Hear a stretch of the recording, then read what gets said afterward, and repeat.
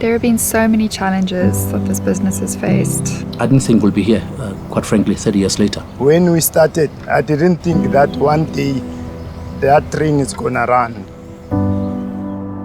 There's a lot of challenges and stress. We nearly lost the company. I'm very pleased that we got here. In fact, if you'd asked me this question after 5 years, 93 or 92 even, I wouldn't have thought we ever would make it.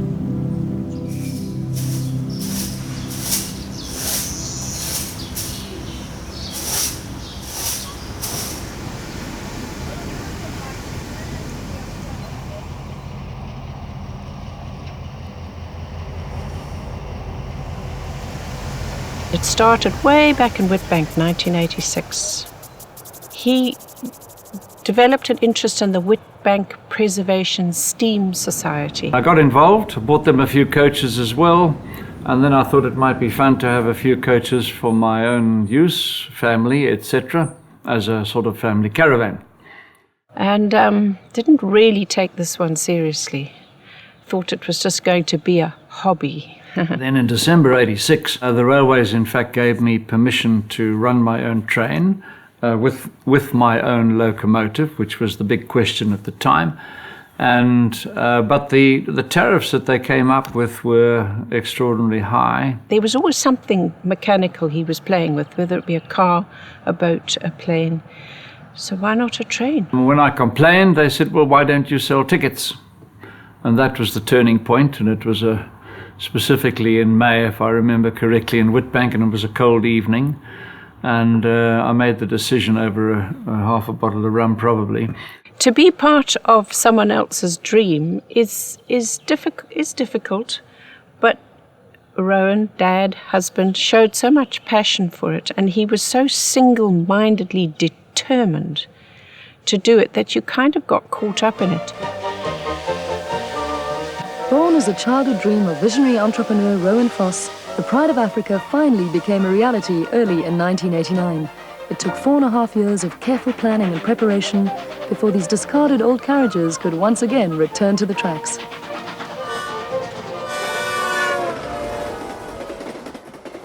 We met in a railway carriage, which was converted into a bar. So for the whole hour we spent, I had to listen to this man talking about this railway carriage. Didn't know where, or what, or when. I left thinking, that's a pie in the sky. When I started, it was just Joy. And the two of us, in fact, I employed Joy before we had a train, back in 1988. So he got up, he went to the bar, came back with a paper serviette, and I saw him writing, and I thought, strange. And he handed me the serviette and said, right, there's a contract. Now, please, will you go in on Monday and resign and be in Witbank on the 1st of May? She was amazing. She was promoting a train before we even had one. She went off to Germany, she went overseas, and she would go and talk about this train, and everyone thought she was nuts. But give her due. She's still with us today, and she's been absolutely amazing. The night Rovos Rail officially launched, we had the who's who of the zoo on the train. It was the coldest night in 150 years in Pretoria. We had the mayor of Pretoria. We had the head of South African tourism. We had all the tour operators. We had press on board. Everything all very exciting, and everybody was having quite a lot to drink, and it was good fun. And then we got stuck. There was dew on the rails. She used so much energy to get to the top that she actually ran out of coal and water. So we had hose pipes filling up the water tank. We had people trying to help us with sand for the sandbox. The sand is to use on the line so that the loco doesn't slip. But everybody had a fantastic time. We took people who had to get home for babysitters, etc. We brought cars in and took them off. But the rest of us had a huge party. So in April '89, we launched the train with 7 carriages, in fact. And from then on, we grew. The train was renovated with meticulous care. The wagon-lit or sleepers have been refurbished in the style of the period, but with an eye for modern comfort. The first couple of years was great fun, building and designing and developing. And even today, that's for me, the most enjoyable part of the business is going out there and solving some sort of technical and or design quandary.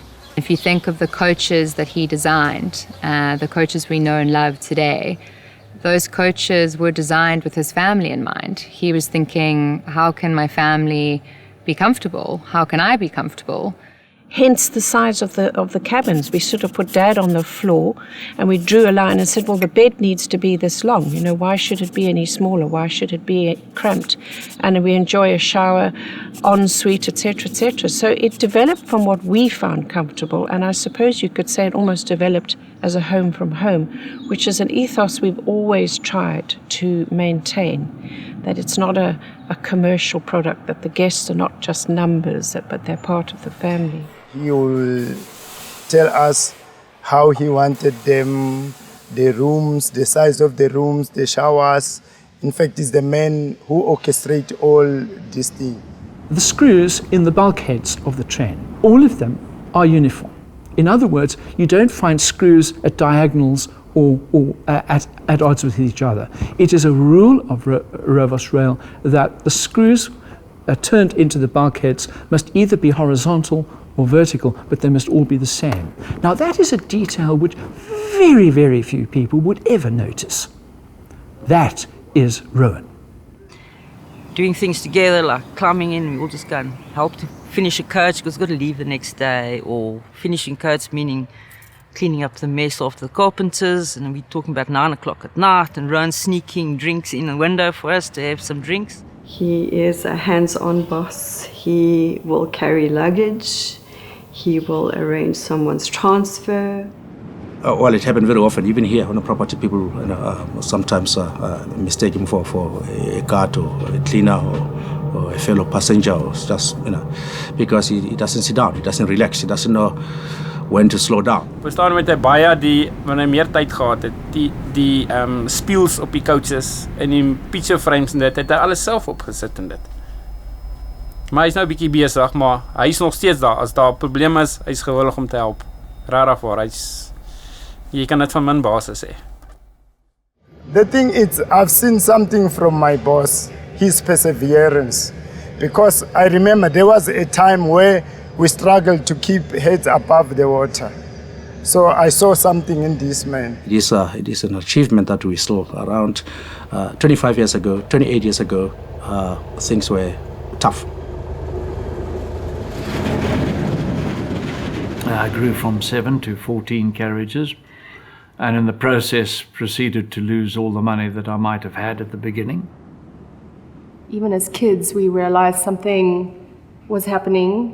Our family home is in Cape Town, and I remember these strange people arriving over a weekend, and I found out later that it was the bank and they wanted to come and repossess the home. And the reason that one loses all this money is that running a schedule is a very expensive business. But as per usual, my dad made a plan and we got to keep our home. I had come up with an idea with an agent in England to run a trip from Cape Town to Victoria Falls. And that was very successful, luckily, because I was able then to take some money on the Monday into the bank and tell them just to leave us alone so that we could continue running. And we never looked back from then. And in fact, 4 months later, with the advent of our democratic elections, early 94, I bought 38 carriages from the railways. And the rest is history. We've been building ever since. Whether it be a romantic few days in either direction, between Pretoria and Cape Town, or Pretoria and Victoria Falls, the one consistent factor, the lodestone of travelling with Rovos Rail, is our commitment to providing world-beating, top-class service in luxury once believed confined to only history books and romantic novels. We went on a very steep learning curve to achieve what we are achieving today from a decor and a service point of view. I could have taken a back seat and just put my hands in the air and said, no, I don't think it was in my DNA, I just went along with it and got caught up in it. And make no mistake, It was very hard work in the beginning. It really was. We worked the train ourselves. I was the hostess, Dad was the manager, barman. It was them, literally putting the train together, vacuuming, screwing in mirrors and cupboards, underneath the train, fixing water tanks and electrics. They weren't afraid to get dirty at all, and they're still not. There's a woman that I respect very much, Miss Force, Anthea Force. She had to leave her kids at Cape Town to come and help us finish the coach. Anthea has been a major contributor to Rovos Rail, unquestionably.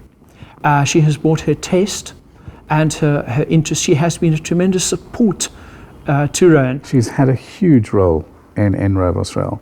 She's been the backbone. So she might not have been in the limelight, but she's definitely been behind the scenes in every aspect. And she's kind of just the mom to all of us, you know. She's my hero. She's been a great counterfoil to my gung-ho, go ahead at all costs attitude.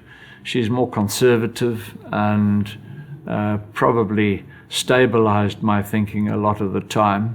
Yeah, the combination of the two of us, I think, is quite a force to be reckoned with now.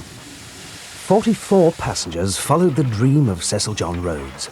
They travelled 6,000 kilometres from Dar es Salaam through Zambia and Zimbabwe to Cape Town. Not quite Cape to Cairo, but nevertheless a dream, until recently. Things would happen. In 1995, Rowan fell off the train. He was trying to take food to the locomotive drivers, and he knocked at their window. This is in darkness. Fortunately, we were still in South Africa. And as the chap opened the door of the window, he lost his balance and he fell off the locomotive. And he landed on his back and he severely injured himself, severely injured his vertebrae.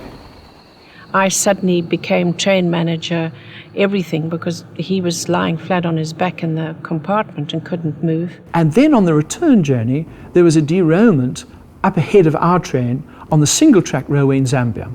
And we had to spend 53 hours on the border between Zambia and Tanzania. And what was supposed to be a week on the train with Bianca and Tiffany ended up being 4 weeks. And that was quite something. And this for me was my biggest challenge, was to try and be in both places an equal amount of the time. When we were younger, it was very difficult for Mum and Dad to spend as much time with us as they could. They had to put bread and butter on the table, so they were off chasing this dream. No holiday was an ordinary holiday. It was a great privilege because we traveled to some incredible places around Africa, but you always knew that they would be distracted, and that was a challenge. Growing up is complicated. You don't ever really appreciate at the time how lucky you are to be exposed to the experiences that we had. The way they speak of it, they only have the best memories. I wouldn't trade it for anything. Had the most incredible upbringing, seen so many different parts of the country and the continent. To be able to interact with guests in a way that was devoid of pretense or social standing or status was really, really fun for us. The guests really put their barriers down, and we got to know them in a way that was really genuine. And I have a lot of memories of some incredible guests that travelled on Rovos Rail with us. The train was a lot smaller in those days, so it was a lot easier to go up and down. Nowadays, obviously, they come to my suite. But in those early days, it was a lot easier. Yes. And Tiffany used to love coming, and just to interact with the guests was amazing. I think I was taught how to play chess by a Portuguese man, Mr. Tomasi. And he gave me his electronic chess set, and I thought this was the best thing ever. Knowing that Bianca shares similar experiences and has very similar memories is very special. We had Hazel Watson, the Australian, who became our pen pal. And Maria Flannery. I thought she was a Greek goddess. I walked around following her everywhere. Other memories are having my first prawn cocktail, my first Dom Pedro, which Mom and Dad didn't know about. So yes, meeting people from around the world was incredible. It did make it challenging when going back to school and trying to tell your friends that you had a a new mate from Australia who was 60 odd years old, and you couldn't exactly invite them to your parties. Eternally grateful for all of those experiences. And, you know, now it's allowed me to be a lot more prepared as we move forward with all of our guests today. We've all gone up with the train, and we're so part of the train, and we've seen it develop into, from a little thing like this to a humongous, beautiful, amazing thing that is right now. Rovos Rail has always felt like the fifth sibling, and it's always felt like the most demanding of us. Getting involved in a family business is always a difficult decision, if anyone's been in that position before. But this is a legacy of a dream. This is not just an heirloom. And we've all come to our life lessons at different times as kids. Hospitality is 7 days a week, 365 days a year. We don't close our doors. So it creeps into every Christmas, every New Year, every birthday, every Mother's Day, every Father's Day. It creeps into everything. The train has devoured most of Rowan's life and, well, life after 40, let's say, and time. I saw how time-consuming it was, how all-consuming it can be, and how the dinner table talk can always just be business, business, business. But the four of you have all slipped into your own roles within the business, and it's always been quite a natural thing. The reward comes in where we're just the seven of us, the four siblings, Rovos Rail, and my parents are just one big, mostly happy family. A family business is very difficult for an outsider to have the same passion for, and having the four of you involved is wonderful. And I know from Rowan's point of view, even though he never says so, he's delighted. The novelty of having a locomotive named after you is just incredibly cool. That's how he kind of brought the family into it, because we were all in Cape Town and he was pretty much up here by himself for weeks at a time. So the fact that there's one named after every family member and even the dog is kind of cool. Our business demands your attention 24 hours a day, and you have to be 100% invested to nurture those needs. So not a day goes by that I don't consider what my parents have been through, the sacrifices that they've had to make their business successful, and we are all here to safeguard Rovos Rail for them for the future. The rest of the journey was relaxingly nostalgic, doing justice to the Grand Dame, leading us with great dignity and pride. So the backdrop of the hotel was very good for us at the time, and very convenient, being right across the station, from the station. But at the end of the day, in '99, it had got too small. The station area had got too small for us, and that's when we moved to Capital Park, which is about 5 kilometers away as the crow flies. And that was probably the best move that we ever made, was finding Capital Park. During '98 then, I had a team down there busy clearing the undergrowth away because the place was very overgrown. Also, there'd been nobody to look after the property, so railway lines had disappeared, any copper, etc., wiring in the buildings, even roofing sheets had disappeared. So it was very badly vandalized. And so we started work on it in '98, and I got a big a construction company actually in to build the station building for us and to renovate and build on to the change rooms, etc. But it was the most wonderful thing for us. It was like the sun coming up in the business actually. And in fact, it quadrupled our speed of turnaround, and it enabled us then to grow without any restriction.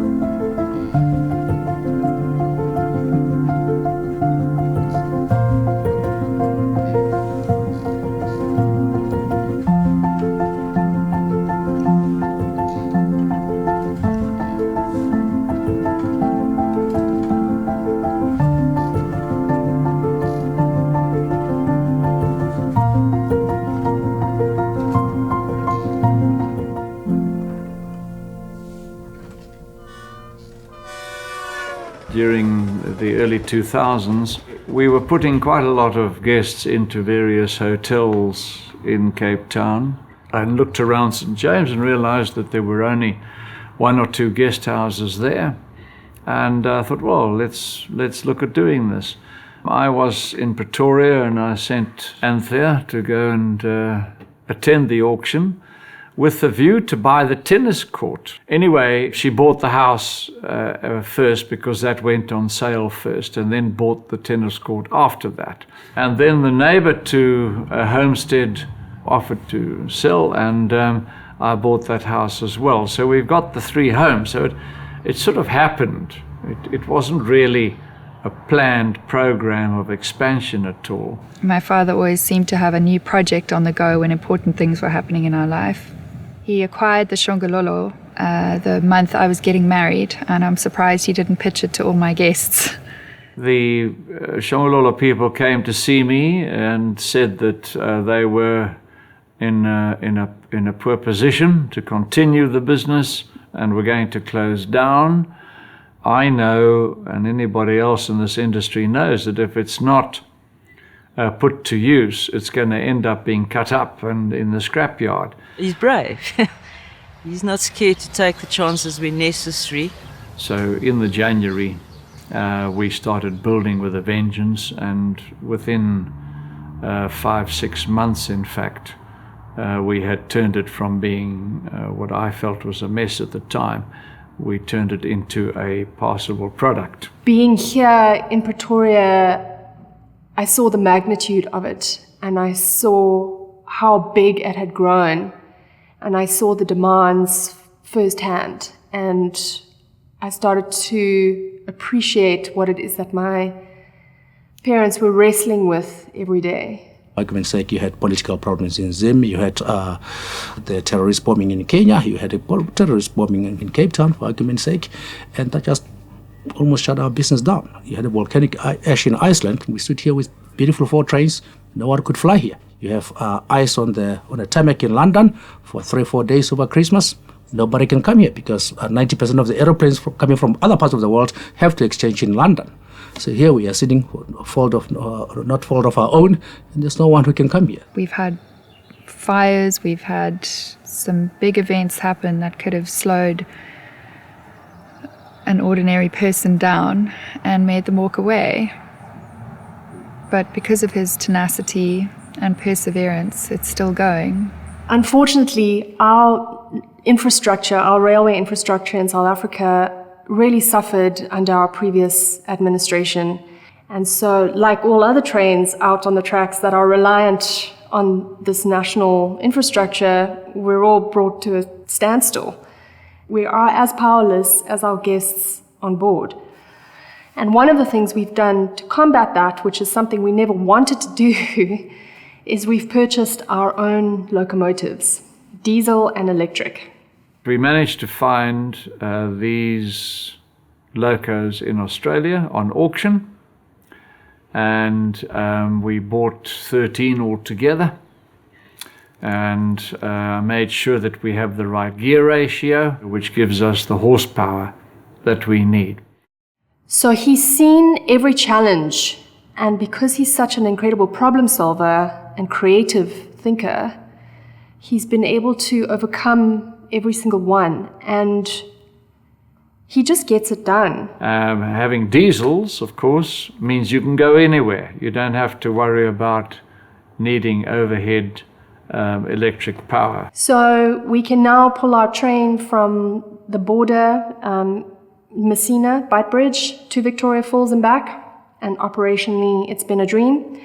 And we can also pull our own train from Mafeking all the way to Dar es Salaam and back. And operationally, in the past 5 years, the Dar es Salaam trip has pretty much gone off without a hitch. So I would say that by the end of next year, we'll probably have another 2 operational, take us to 11, and another 2 by the end of the next year, 2020. And then we are, to all intents and purposes, we are totally independent. I realized quite quickly that we have to focus on what we have control over. And those are the things that are important, like service and our routes, our itineraries, our offerings, and most importantly, the training that we provide to our staff. Those are the things we can influence, so that's what we need to focus on. If there's one hardy, perennial comment that I've heard for 26 years from the guests as they step off in Dar es Salaam station, they say, you know, the staff on this train are the best in the world. You know, we've got a wonderful team and very experienced. They have been the backbone. They've been loyal, they've worked hard, and they've gone along with us on this crazy dream. I mean, who runs a train? Ons werk as 'n span saam hier van dit. I enjoy the company, people, the collaboration. I think it's fantastic. Rovos does become part of your family and in your blood. It taught me many things I didn't know before. Well, Rovos Rail in Karile for more than 30 years. Rovos Rail is my home. Jy vind jou eie weg by Rovos Rail en dit is wat dit ek dink so uniek maak. So Rowan gooi jy in die diep water in en hy kyk of jy kan swem. I think that is one thing that we are great at as a company, is allowing people to blossom in whatever way. I think Rovos Rail is looking well after the staff and they are teaching them a lot. Like I'm saying, the owner of this company taught me a lot. Happy for Rovos Rail. I can never, ever picture myself without Rovos Rail. I live, eat, sleep, breathe Rovos. It was my first love and will remain my first love for the rest of my life. I suppose I'm very lucky that they've all been with us since they started. They stayed, you know. We've had very few people leave the company. They believe in him, they believe in his vision, and they want to make it happen. And that is why they will go, all of them, all of us will always go the extra mile for the guest. That's in the DNA of Rovos Rail. From the thundering expanse of the Victoria Falls and the exotic wonders of Dar es Salaam, to the gentle beauty of the Cape wine farms and the grandeur of Table Mountain, Rovos Rail is the traveller's gateway to Africa and all its delights. We have created something really special on board. I can't quite express to you that feeling I get when I step onto the train. It's like you just know that you're part of something special. And you created that, Mum and Dad. You created that feeling. And I think for that you should be incredibly proud. At most stages you can't hear yourself think. And they are having, you know, good, solid, intelligent conversations. It's not just a shouting match over a bottle of wine. To be on a train where you don't have anything of this modern world, I think really helps the people to rediscover the art of conversation and making friends. To be taken on a journey that completely switches you off from the digital age, I think is quite refreshing for our passengers. I don't think most people realize how married we are to our machines now. It's taking everyone back to a bygone era where cell phones are put away and iPads are put down and you can just sit and relax and forget about life outside. You all start off as complete strangers and, you know, slowly but surely you get to meet people and you actually form the most incredible relationships. So I'm very pleased that we've managed, without all the modern aids like radio, television, newspapers and so on, to provide this forum for people to interact, whether it's on a romantic base or whether it's just a friendship base. When you step aboard the train, you feel incredibly proud. It is so beautiful and it sweeps you off your feet and it stirs up all those good emotions. Yeah, you can't help but be passionate. From the top to the bottom, everybody is passionate about Rovos, whether you're Rowan Foss or whether you're a little host or hostessy on the train, everybody lives, eats, sleeps, breathes Rovos because of the magnificent product and family behind it. And going forward, the new Tiffany's and Bianca's and Brenda's and even Anthea, I'm sure they'll just take the company and on the same vein as what Rowan's built it and, you know, put new ideas into it. What I have found so refreshing working with my dad is he is always looking for ways to improve. He never sits still with any idea and he's always saying to me that you mustn't become complacent and you must always look ahead. We've watched you in awe, especially the last 10 years, at what you've gotten away with, what you've pulled off, what you've achieved. It's pretty incredible, and I feel like Rovos Rail is a South African success story, and it's because of you. Your perseverance, your relentless pace, your ambition, it's pretty awesome. It is an honor and a privilege to be next to you in your business and to work by your side. The things that I've learned from you over my life are things I'm really grateful for. But now getting to work alongside you is truly inspirational. You've got something which has kept us going and kept us around, and it's just amazingly beautiful, and I'm so proud of you, and thumbs up to you. And as Helen Keller said, life is either a daring adventure or nothing at all. I suppose I'm an opportunist. At the same time, I relish a challenge. I do work, I think, naturally hard. I want to be busy, I like being busy. Combine that with enjoying a challenge and also being a little bit fearless, I suppose, or otherwise stubborn and stupid, one of the two. I suppose that attitude took me all the way through. His tenacity, his loyalty, his fierceness, he just hasn't given up, and it's something to be admired. And for that, I can only thank him. You know, through his very, very hard work, we've had the most interesting and exciting 30 years. There's never a dull moment. So thank you, Rowan. He always kept the dream alive. He never lost hope. And I think Rowan's motto is that of Winston Churchill's. Never give up. Never, ever give up.